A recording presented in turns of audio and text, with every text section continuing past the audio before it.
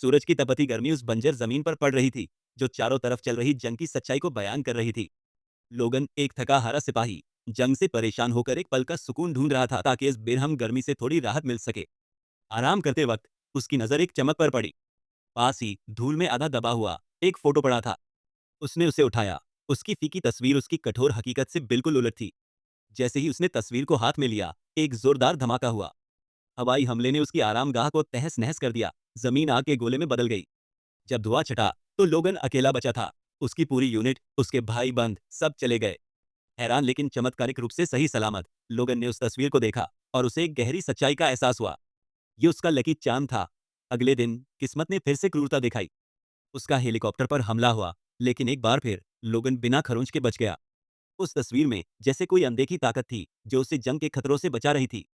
ये सिलसिला चलता रहा और आखिरकार वो रिटायर होकर एक शांत शहर में सुकून की जिंदगी जीने लगा, जंग के मैदान से कोसों दूर। लेकिन लोगन के लिए सुकून नाजुक था।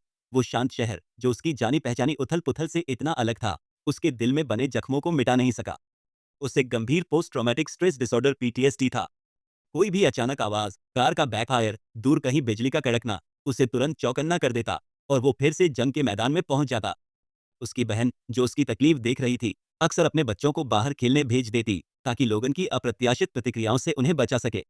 एक सुबह लोगन के दो छोटे भतीजे, जोश और शरारत से भरे हुए, उसके कमरे में घुस आए, उम्मीद में कि वो चाचा को छेड़ेंगे। अचानक चौंक कर लोगन की सिपाही वाली प्रवृत्ति जागी और उसने एक भतीजे को गले से जोर से पकड़ लिया।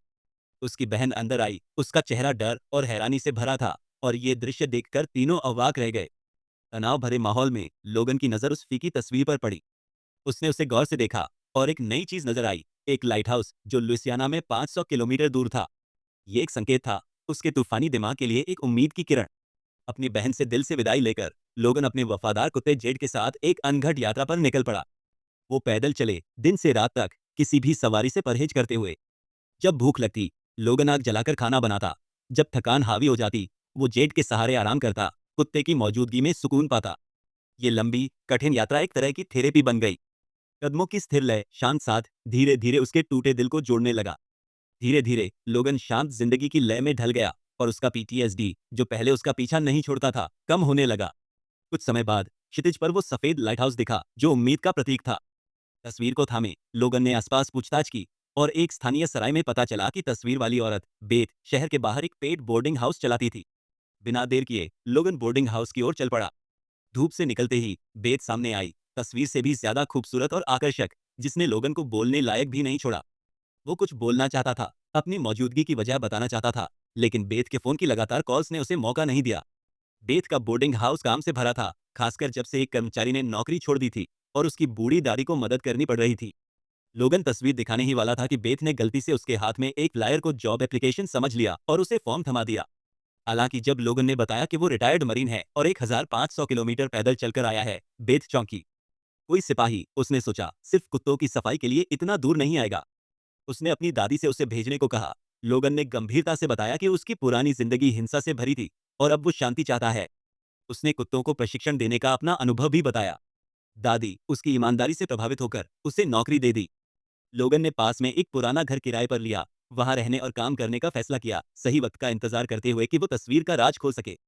उसे समझ नहीं आ रहा था कि जंग के मैदान से मिली उस तस्वीर का आकर्षण क्या था। शायद ये सब उसकी कल्पना थी या फिर उसकी अपनी सोच। अपने अनुभव और मेहनत से लोगन ने एक दिन का काम जल्दी खत्म कर दिया। खाली समय में उसने कुत्तों के केनल की छत ठीक की, पुराने ट्रैक्टर को दुरुस्त किया और यार्ड का कचरा साफ किया। दादी को ये मेहनती नौजवान तुरंत पसंद आ गया।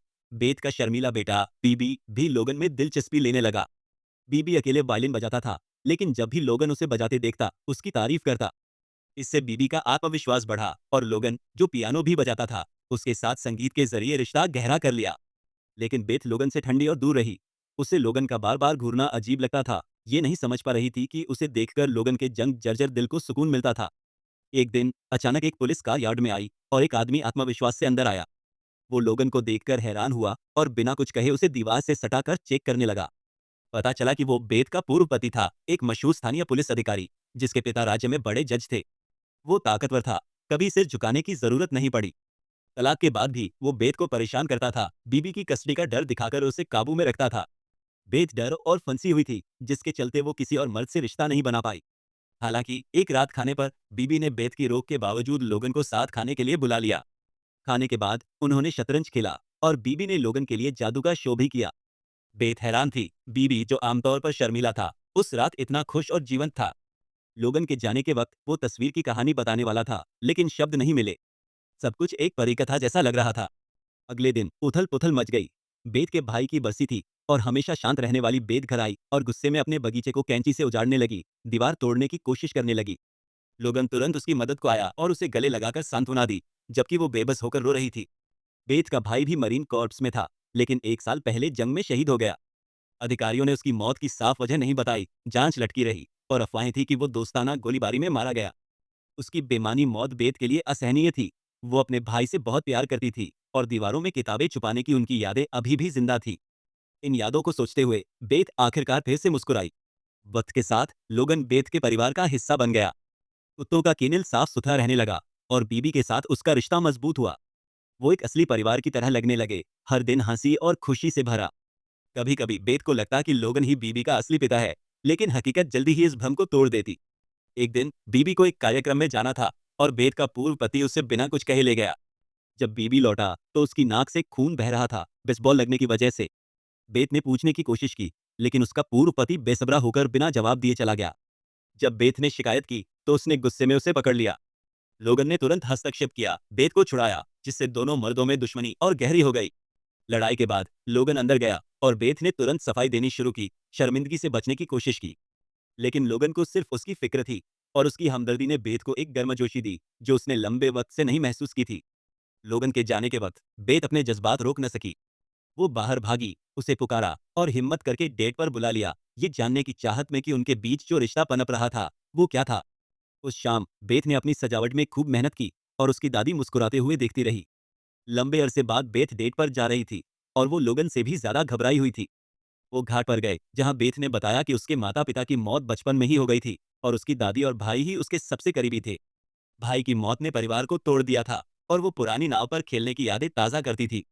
वो नाव अब खराब थी, लेकिन बेथ हमेशा बीवी को समुद्र पर ले जाना चाहती थी, एक ख्वाहिश जो लोगन ने चुपके से दिल में रख ली।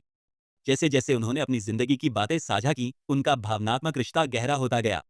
तभी उन्होंने पहली बार चुंबन किया, लेकिन अचानक एक पुलिस कार आ गई। बेथ के पूर्व पति की दखल, एक चेतावनी की ज्यादा सुकून न पाओ। फिर भी बेथ को गहरा प्यार हो गया। वो अक्सर लोगन के बारे में ख्यालों में खो जाती। उसकी दादी ने पूरी तरह समर्थन किया, उसे आजादी की नई जिंदगी की हौसला दी। लेकिन बीबी की 8वीं जन्मदिन की पार्टी पर बेथ का पूर्व पति अपनी जलन रोक न सका, ये देखकर कि लोगन उसके बेटे के कितना करीब आ गया था।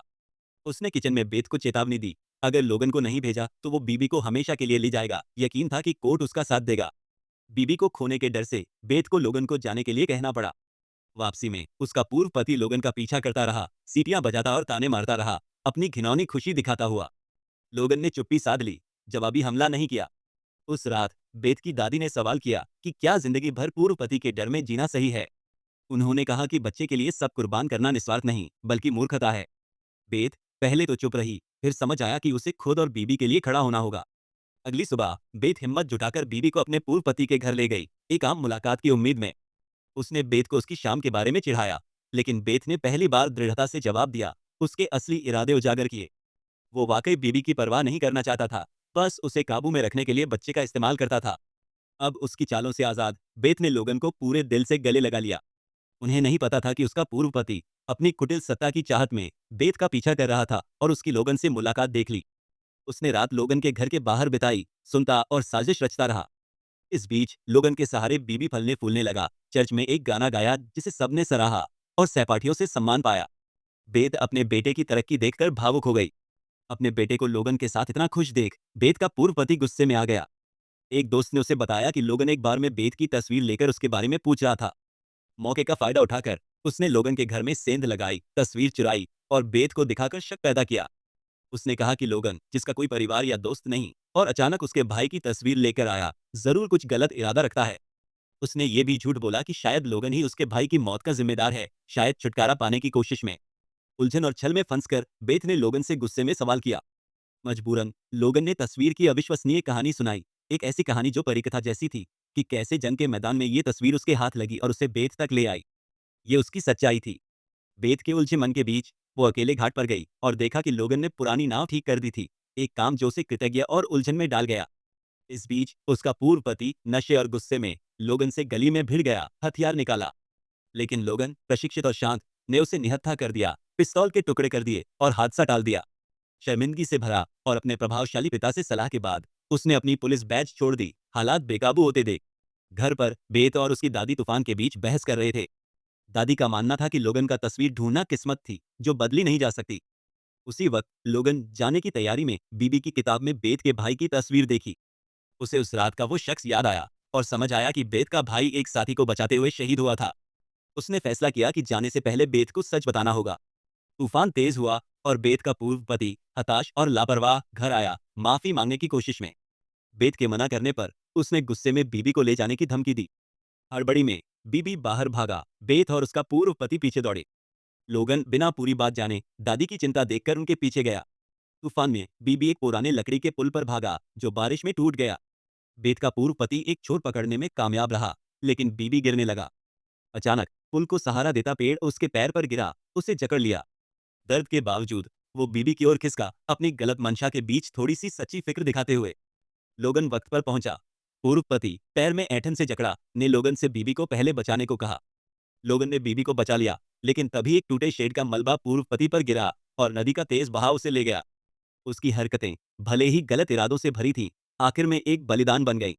बीबी को बचाने के बाद लोगन ने बेत को उसके भाई का सच बताया और फिर अकेले अपनी यात्रा जारी करने की तैयारी की। लेकिन एक रोमांटिक सुनहरे सूरज के नीचे बेत ने लोगन को रोका, उसे पुकारा और अपनी जिंदगी से जाने नहीं दिया।